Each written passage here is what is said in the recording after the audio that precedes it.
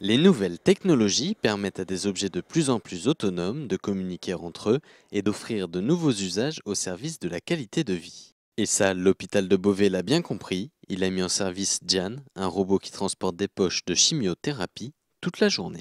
Une des problématiques du centre hospitalier de Beauvais était les transports de poches de chimiothérapie. La pharmacie est distante des services de 200 mètres. Aller-retour, ça fait 400 mètres. Avant QCBot, le robot que nous utilisons, c'était une aide-soignante qui faisait jusqu'à 30 allers et retours entre la pharmacie et les services de soins pour transporter les poches de chimiothérapie.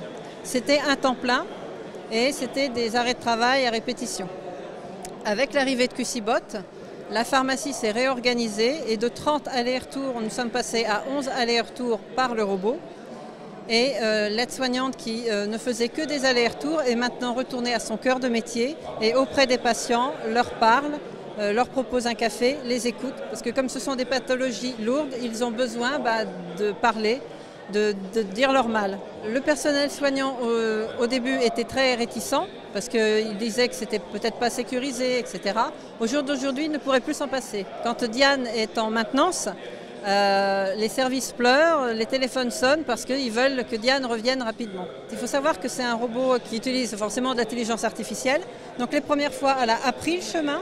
Après, elle a appris à rencontrer des patients. Elle a appris à rencontrer des lits, des fauteuils roulants, des enfants. Et maintenant qu'elle sait faire tout ça, elle se déplace de manière... Elle est de toute façon toujours autonome. Et à chaque nouvel obstacle, elle apprend. Donc chaque jour, chaque trajet qu'elle fait, elle apprend. Et les équipes du centre hospitalier de Beauvais cherchent aujourd'hui à l'utiliser au maximum, par exemple pour transporter les poches de sang. Il faut savoir que Diane, nous sommes en location et nous payons 2 000 € par mois pour Diane. Voilà. Donc, ce qui est l'équivalent ce que nous, dans le monde hospitalier, on appelle un ETP, c'est-à-dire un emploi d'aide-soignante. En 2012, le centre hospitalier de Beauvais était le premier en Europe à utiliser ce genre de robot. Dans la santé comme dans la sécurité, les robots sont présents. Nexter Robotics, une grosse entreprise de défense française à l'origine du Charles Leclerc, développe des robots intelligents. Nous développons donc toute une gamme de petits robots terrestres et aéroterrestres pour des applications de type défense, sécurité et secours. Donc secours, on va mettre les pompiers, par exemple la sécurité civile. Donc tous ces produits sont caractérisés par une grande robustesse, fiabilité qui est paradoxalement le premier critère attendu en fait par ce segment de clients. Donc avant même que le robot serve à quelque chose, il faut qu'il puisse être lancé du premier étage ou passer sous l'eau parce que sinon ça ne sert à rien d'aller plus loin. Donc on va mettre l'accent en utilisant tout le savoir-faire et l'expérience d'un groupe de défense comme Nexter. Donc on va mettre tout le savoir-faire pour produire ce type de machine et après c'est quand même mieux quand elles servent à quelque chose. Donc on va effectivement les doter d'un certain nombre de missions qui vont traiter toutes les tâches dangereuses, répétitives ou pénibles, des forces quand il va s'agir des soldats ou bien des pompiers ou bien de la sécurité civile pour des applications de secours. Donc la première application de ces machines, ça va être la reconnaissance. On va avoir un robot équipé de caméras contrôlées à distance et on va pouvoir récupérer de l'information pour apprécier la situation avant d'intervenir, quel que soit le domaine. Donc ça c'est vraiment l'application de base. Dans ces modes-là, Nexter met également l'accent sur l'allègement de la charge de l'opérateur. Donc on va avoir des machines qui vont être à la fois télécommandées, donc c'est le mode le plus basique, mais rapidement la télécommande permanente devient une contrainte pour l'utilisateur. Donc on va pour cette raison introduire des fonctions autonomes où la machine, dans les phases qui ne sont pas critiques en fait de la mission, va finalement se voir désigner des lieux à rallier, des points de passage sur une carte par exemple, et elle va s'y rendre sans que l'opérateur ait besoin d'intervenir. Donc ça va lui permettre effectivement de faire autre chose et puis de rester concentré sur ce qui va devenir le cœur de la mission quand la machine aura atteint l'objectif.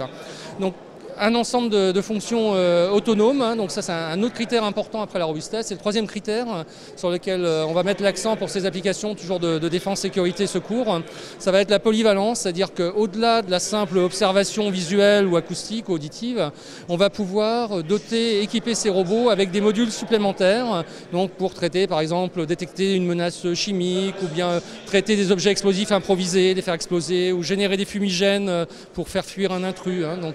Donc Donc il y a effectivement cette dernière notion de polyvalence et ce triptyque, donc robustesse, fiabilité, semi-autonomie pour alléger les contraintes d'emploi et polyvalence. Donc ce sont ceux qui aujourd'hui conditionnent en fait notre feuille de route. Il s'avère que par construction, les gens du domaine militaire, de la défense, n'aiment pas trop la révolution. On aime bien les acquis, sont structurés, sont formés pour faire la guerre, par exemple, d'une certaine manière, hein, avec des outils qu'ils connaissent parfaitement.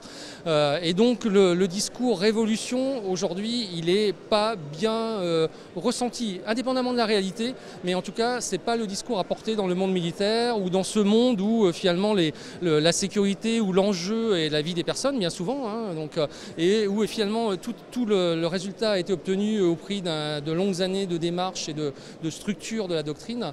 Donc il est difficile de leur dire aujourd'hui, oubliez tout ça et la robotique va tout changer.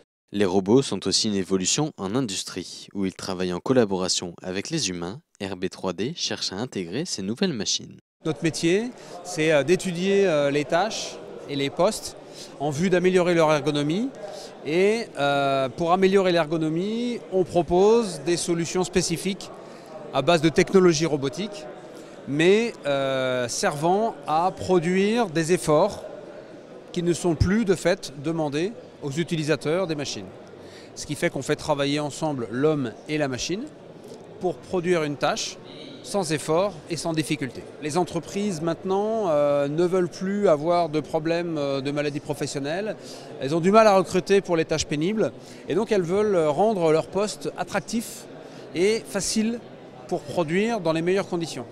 Et la révolution industrielle, ça va être ça. Ça va être l'usine flexible, productive et humaine. En fonction de la tâche et du poste, nous concevons et nous dimensionnons une machine qui correspond à l'application en question. On en a vendu dans des fonderies notamment pour faire des tâches d'ébarbage et de travail avec des outils pénibles qui sont les meuleuses. On en a vendu aussi dans d'autres secteurs d'activité pour faire du vissage, pour faire du perçage et enfin pour faire de la manipulation de pièces lourdes ou de pièces volumineuses. Les objets numériques ultra connectés arrivent en grande vague sur le marché. Aujourd'hui, on compte 15 milliards d'objets connectés. En 2010, il n'y en avait que 4 milliards.